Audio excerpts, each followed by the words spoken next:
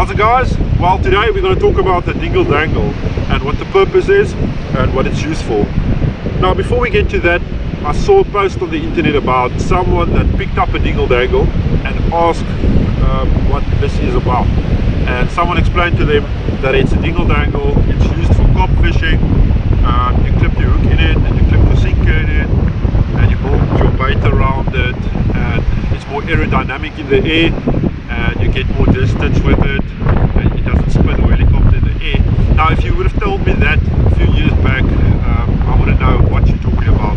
So today I'm just going to make it a little bit easier and explain to you exactly how the dingle dangle will benefit you. Well, to make things a little different, I'm going to show you how to build your own dingle dangle and build your chokka bait around that.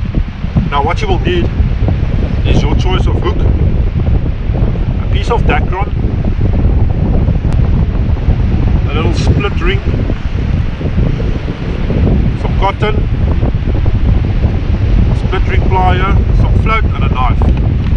So let's get to it. So first we're going to take the piece of dacron and you're going to decide what length you want your dingle dangle to be, and then you're going to take a lighter and just burn the two ends so that it locks up. It's going to harden up, and that's just going to make your hook and your split ring sit and not slip out. Okay, now we're going to take the split ring and the split ring pliers and yeah, I'll just put it through there. Take the piece of dacron and just put the split ring through the dacron and just ream it through, and there you'll see it's completely locked. And yeah, now you're going to take your hook and just put it through the other end.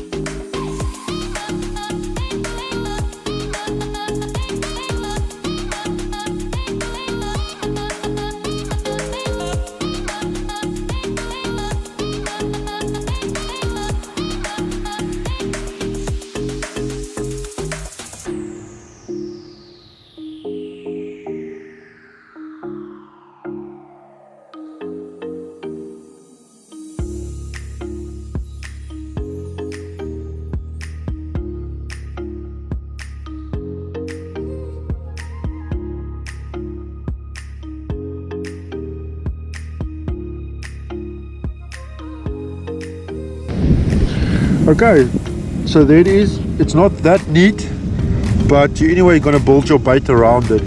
So yeah, let's get the chokka. So guys, this chokka is not that fresh. It's not fresh at all, but it's only for demonstration purpose. So what I like to do is just to cut two cylinders like that off the side. Nice and long. So there's a lot of ways to build a chokka bait. Just going to show you what I do. So this will just act as my base.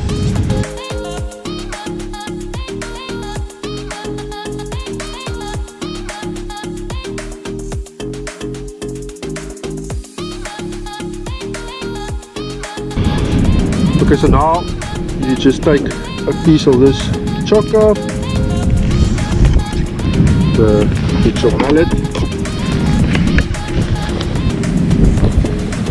just smash it a little bit,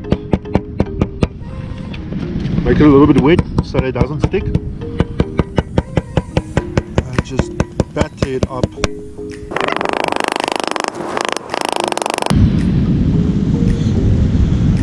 Now just take your hook, put it through the top, and now you can just wrap it around.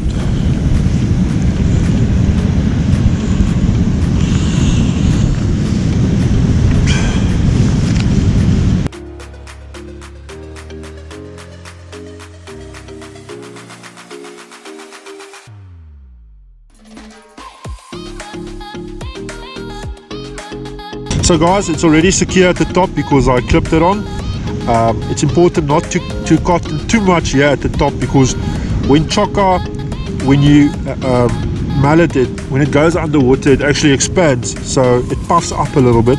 So you don't want to cotton that too tightly, but the bottom part you can just secure close to the split ring and just leave this open.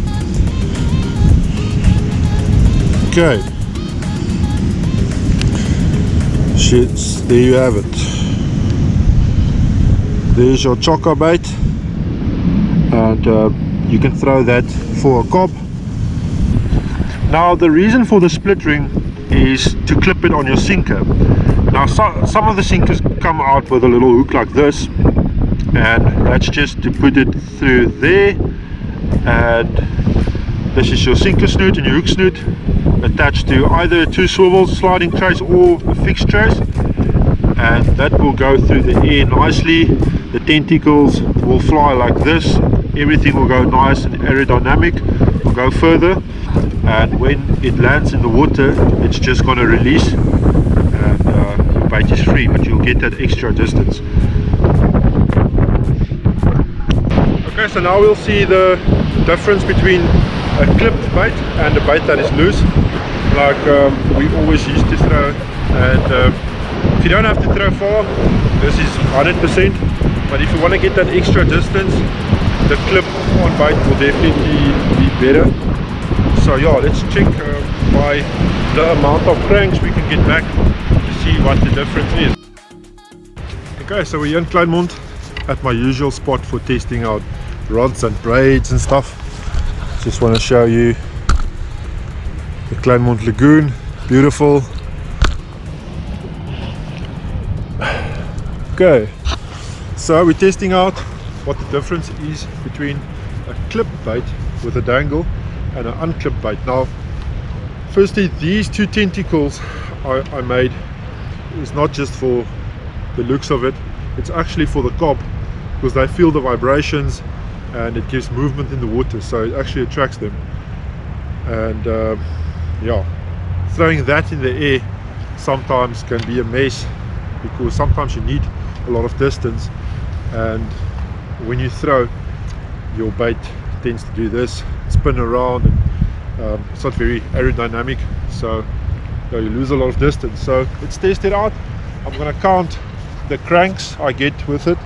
On the Slammer 5.5 you get about 99 centimeters per crank, so it's almost a meter. I'm going to throw and tighten the line, and then I'm going to start counting. So yeah, we'll see.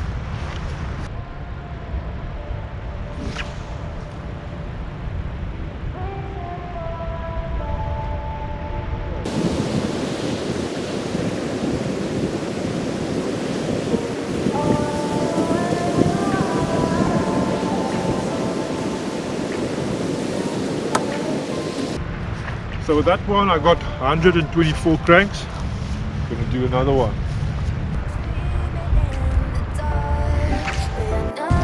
Okay, so we got on average about 124 cranks, and that was with the bait not clipped. So we're going to clip the dangle now. The bait is a bit dirty with the sand, but yeah, let's see what we can get now.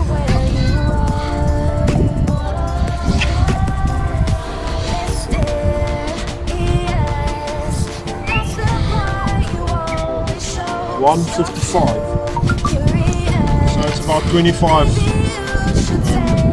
cranks extra. 25. Yeah, we're going to do one more.